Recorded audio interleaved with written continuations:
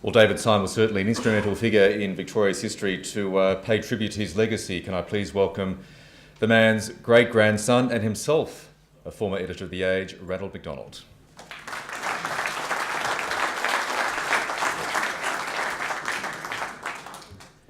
Members of the Melbourne Press Club and guests, we have, all of us, a feeling of loss with the death of the remarkable Dame Elizabeth Murdoch. When my wife bought the papers this morning, a woman said, "I never met Dame Elizabeth, but what a marvellous woman she was. She should have lived forever." And so say all of us. There's a certain synchronicity about Lachlan and I talking this evening on the achievements of Sir Keith Murdoch and of David Syme. For my grandmother, Ethel MacDonald's brother, Rupert Green, was Dame Elizabeth's father.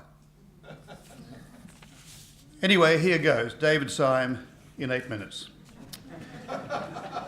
Age editorial of January 1877.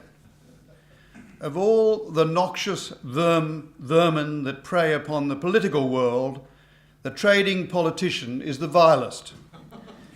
We do not know where we could lay our hands on a member of Parliament who has more steadily and consistently devoted himself to the task of making a merchandise of himself and his high office than Mr. Edward Langton. David Syme's Age, the Australian Thunderer, as historian Michael Cannon dubbed it, pulled no punches, and naturally Langton sued, but public subscription covered the newspaper's legal bill, and also the electors ousted Langton at the next opportunity. So today's leader writers are mild-mannered Clark Kents by comparison. Syme was definitely a superman of the 19th century. His career shared some of the characteristics of that era: confidence, strong opinions, entrepreneurship, and tumultuous social and political change.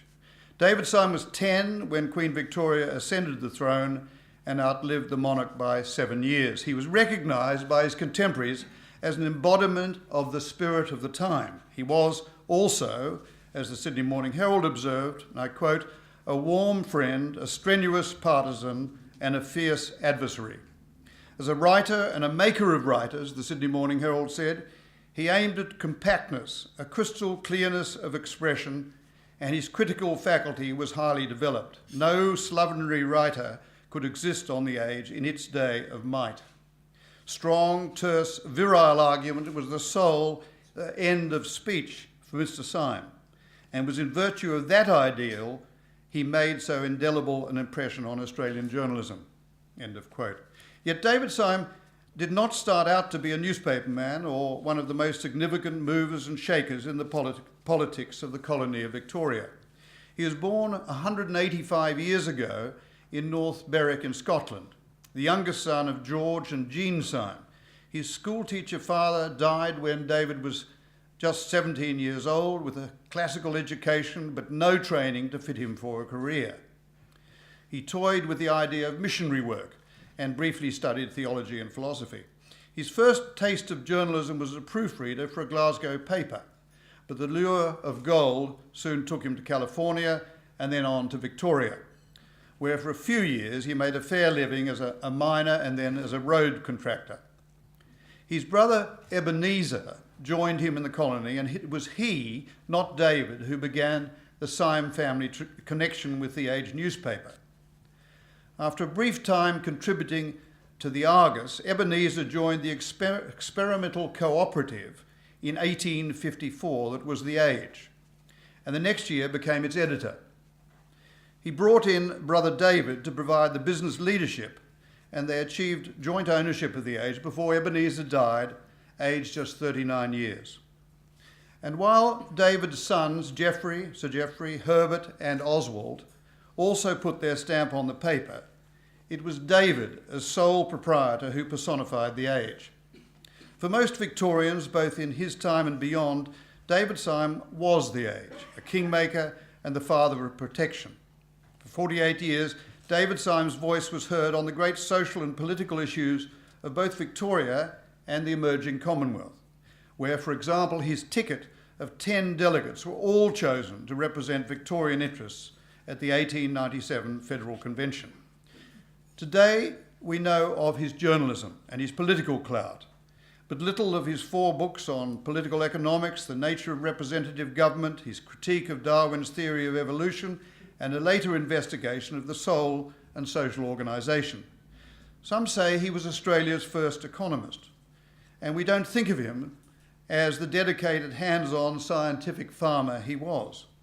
Nor do we remember him as a 19th century media mogul, yet his newspaper empire contained not just The Age, but a number of successful periodicals such as The Leader, The Illustrated Australian News, The Age Annual, and the practical publication with the cumbersome masthead, The Farmer's Journal and Gardener's Chronicle. Like a good leader, he gathered around him a stable of talented, intelligent men to help him expand the empire. Alfred Deakin, and we've heard of him, of course, Charles Pearson, James Harrison, Arthur Windsor, and there were many more. He worked incredibly hard, and despite being seen as taciturn and fierce of expression, he commanded the loyalty of both his editorial staff and his production workers. The media historian Elizabeth Morrison has forcibly argued that past concentration on Syme's political influence and The Age has obscured his achievements as a newspaperman whose business acumen was important in the formation and growth of the Australian daily press. He was bold in business as well as forceful in words. When advertisers deserted him because they didn't like his editorial stance, he slashed The Age's cover price and doubled its circulation. And then the advertisers came back. He used that tactic twice, so that the sixpenny Age of the 1850s, with a miserable circulation of a couple of thousand, had by the turn of the century grown to a paper of power, selling 100,000 copies or more at a penny a time. He had marketing savvy, sure, but he also knew how to harness new technologies to build his business.